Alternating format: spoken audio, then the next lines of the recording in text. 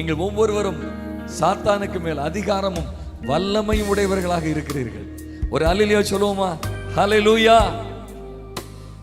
இன்னைக்கு சாத்தான் பெருசா நீங்க பெருசா அப்படின்னு பார்த்தா யாரு பெருசு?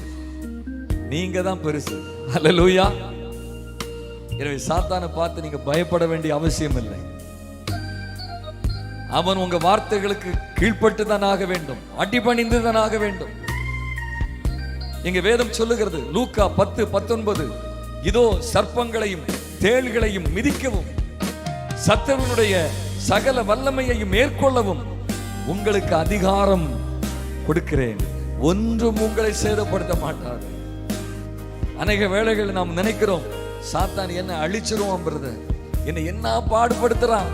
இங்க வேதம் சொல்லுகிறது, உங்களை அவன் சேதப்படுத்த முடியாது. அதற்காக தான் இயேசு உயிர்த்தெழுந்து இருக்கிறார்.